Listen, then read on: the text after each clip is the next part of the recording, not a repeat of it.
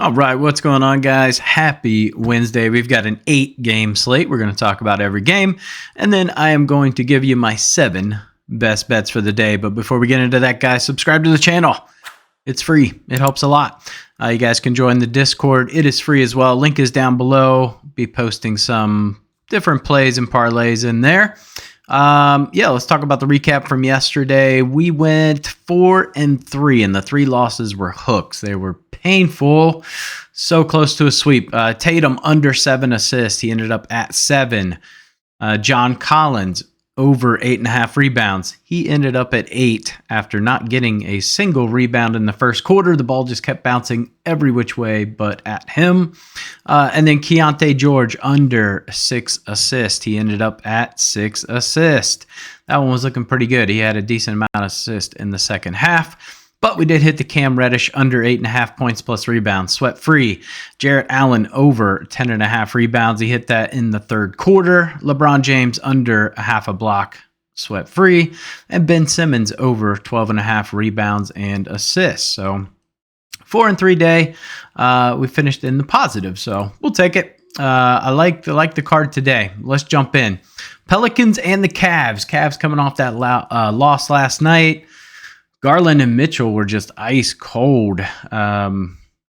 Mitchell turned it on. Garland, dude, he just kept taking so many floaters and missing. It was ridiculous. So how will they bounce back tonight? They got to travel back home. They are on a back-to-back. Playing the Pelicans. I mean, it's the Pelicans. Injury-wise, McCollum's a game-time decision. Might play. Alvarado's still out. Herb Jones is still out. DeJounte Murray's out. Zion Williamson's out. So don't expect them back. Chris LeVert might be back tonight, as well as Okoro.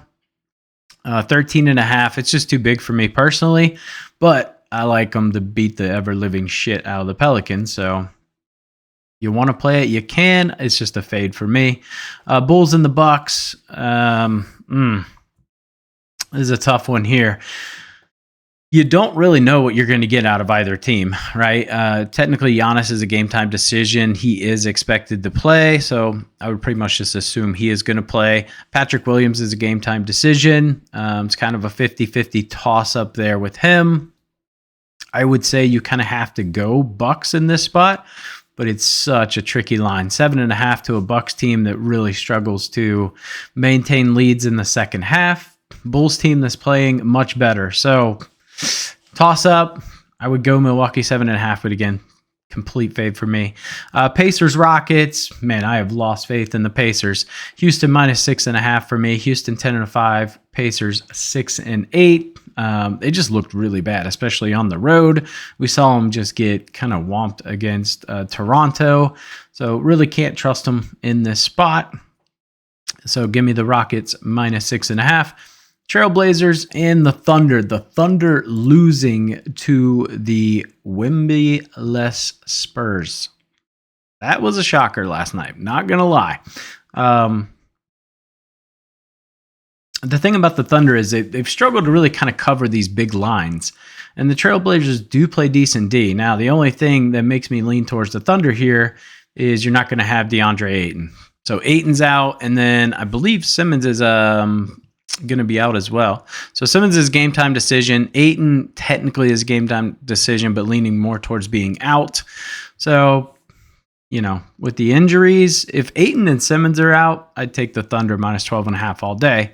Although we'll probably see that line potentially go up, but probably not much more. But Thunder minus 12.5 in this spot if Ayton and Simmons are out.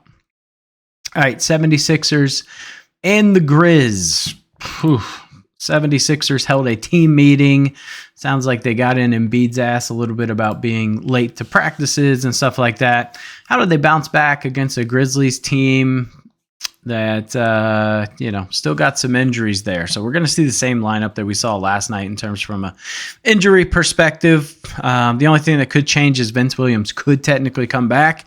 I don't think that's a huge jolt. Still without Edey, still without Jackson, Jean Morant, Marcus Smart's out. I got to go 76ers here. I think they bounce back. I think getting in their ass might help, and they might get Maxey back tonight. So that would be huge if you can get Maxey, Paul George, and Embiid together on the court. I think that they easily cover this -3. All right, Knicks and the Suns. So this is Knicks are starting to roll. I kind of like the way they look. The Suns obviously without Durant. And then potentially Nurkic might be out. Bradley Beal is out. Got to go Knicks here, even though they're on the road. 5.5. They're playing really well. So I like the way that they're trending. So give me the Knicks -5.5 in this spot. Hawks and the Warriors. I got a feeling this game's going to be a little tighter than people think. I think the Hawks just match up kind of well against the Warriors. Obviously, they don't play much defense. So it's going to kind of turn into a shoot fest. But I kind of like the Hawks +8.5 in this spot. Might be dumb. They really need Jalen Johnson. He's a game-time decision, kind of 50-50 on if he plays. I do have his over 8.5 rebounds on the card tonight. But he's a game-time decision. Steph Curry is a game-time decision, but highly expected to play. So I wouldn't even worry about that. Yeah, give me Hawks +8.5. I don't know. I like that spot for him. All right, last game on the card, Magic and the Clippers. Clippers +2.5. Orlando's been playing surprisingly well without Banchero. Got to go Magic -2.5 in this spot. In terms of injuries, it's just Banchero out for them. Kawhi still out for the Clippers. So Wendell Carter is kind of a 50-50, but we'll say 60-40 that he plays. So if he does, I like his rebound line there. So definitely got to take Magic -2.5 in this spot. All right, let's get to the plays today.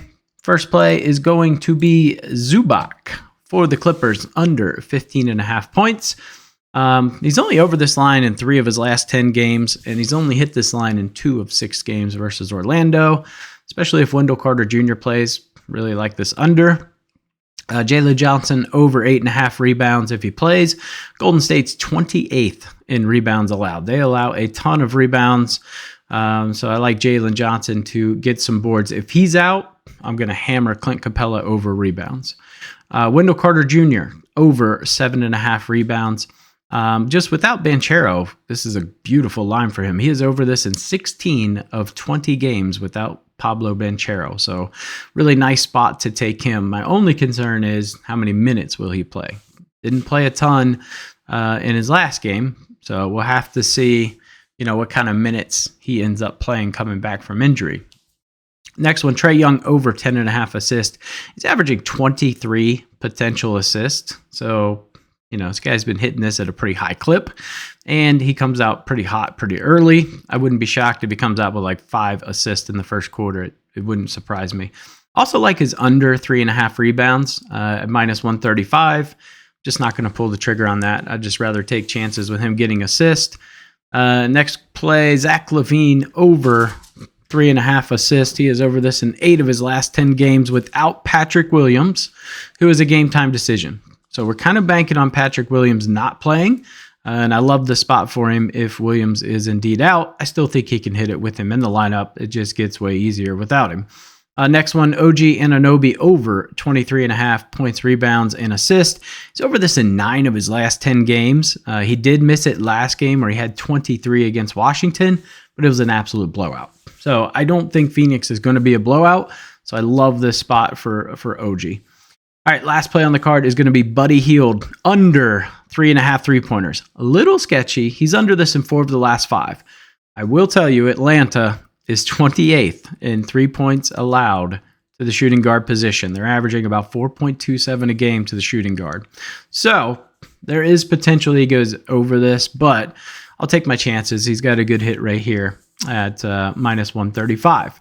Couple plays that didn't make the card that I like. I gave you guys 2 plays yesterday. They were just kind of higher odds, but I gave you the Chris Paul over 6.5 assists. That was stupid sweat free. And I gave you the Jrue Holiday over 3.5 assists. Another one that was stupid sweat free. So both of those are very sweat free. The 2 I like today is going to be Desmond Bane over 4.5 assists at -155. So very juiced.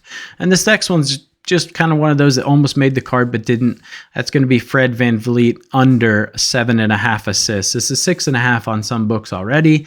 I suspect by the end of the day, it'll be 6.5 on most, but you can get as under 7.5 at -130. The only reason I didn't play it, it's just Indy. It gets Indy's a little bit dicey there, but 7.5, that's kind of a lot for him. So that's going to do it for me, guys. Like I said, make sure you subscribe to the channel. Join the Discord. It's free.